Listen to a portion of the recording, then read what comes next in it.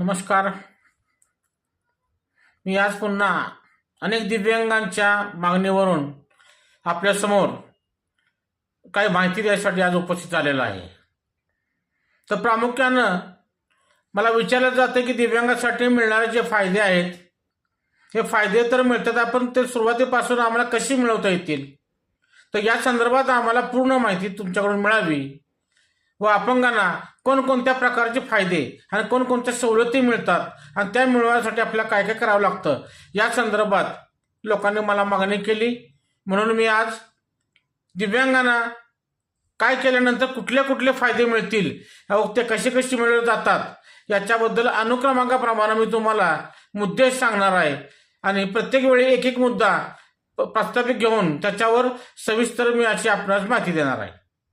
तर आज मी तुम्हाला सुरुवातीला आज सांगू इच्छितोय की आपण दिव्यांग आहात हे सिद्ध करण्यासाठी आपल्याला ऑनलाईन दाखला काढावा लागतो.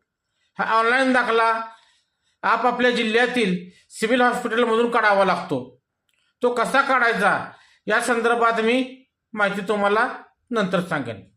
तर अपंगाचा दाखला काढल्यानंतर आपल्याला कोणकोणते फायदे मिळतात का, काही लोकांचा असं समज आहे की जे आहे हे फक्त ज्यांचे ओळखी आहेत त्यांनाच तेवढं मिळतं, बाकीच्यांना ते जमत नाही. दिव्यांगांना घराच्या बाहेर जाता येत नाही, त्यांना घर सोडता येत नाही, काही दिव्यांग झोपून नाही, तर त्यांना कसे मिळणार. तर मी तुम्हाला आज सुरुवातीला एवढं सांगतोय की मी जे सांगतोय तेवढे फायदे ते दिव्यांगाला मिळतात, पण ते आपण मिळवून घेतले पाहिजेत.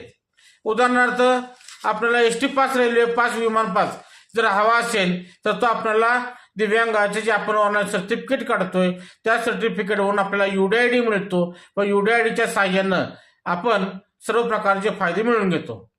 दुसरं, दिव्यांग जर शाळा शिकत असेल, शिक्षण घेत असेल तर त्यांना पहिलीपासून ते शेवटपर्यंत शिक्षण घेतोय तोपर्यंत त्यांना शिष्यवृत्ती मिळायची सोय शासनानं केलेली आहे. ह्या शासनाच्या सोयीमुळं जे दिव्यांग गरीब आहेत त्यांना या शिष्यवृत्तीचा काहीसा आधार होतो. अगोदर शिष्यवृत्ती फारच तुटपुंजी होती, आता शासनानं त्याच्याकडे वाट करून सर्वसामान्यपणे शिक्षण कसं पार होईल या एवढी त्यांनी शिष्यवृत्ती अपंगांना द्यायचं चालू केलं आहे. त्याच्यानंतर दिव्यांगांसाठी घरकुलची सोय केलेली आहे.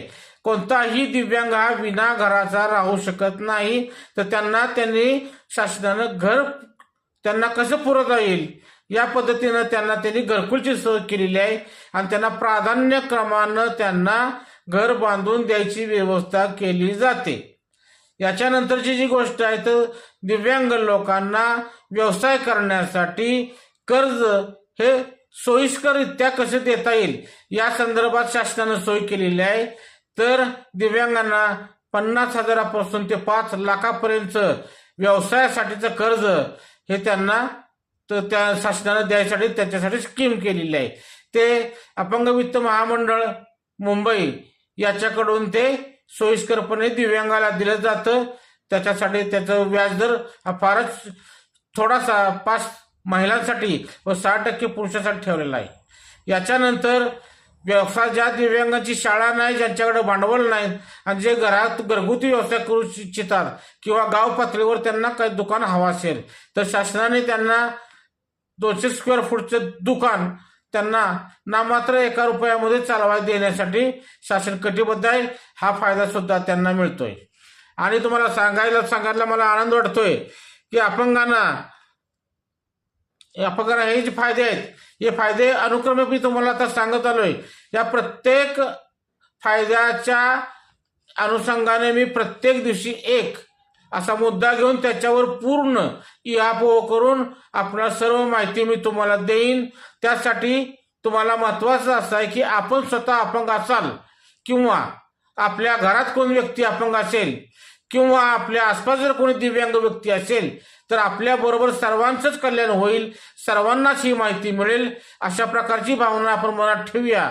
व हा व्हिडिओ आहे आपण सुरुवातीला माझं प्रोफाईल तुम्ही फॉलो करा आणि नंतर माझ्या पोस्ट आहेत त्या तुम्ही शेअर करा, जेणेकरून प्रत्येक दिव्यांगाच्या हातामध्ये, प्रत्येक दिव्यांगाच्या डोक्यामध्ये, प्रत्येक दिव्यांगाच्या पालकांच्या मध्ये ही माहिती जाईल व ते त्या प्रकारची सर्व प्रकारची जे सुविधा आहेत ते त्या मिळवून घेतील. याच्या एवढंच मी तुम्हाला सांगतोय. आजच्या पुरतं एवढं बास आहे. जय प्रहार, जय प्रहार, जय प्रहार.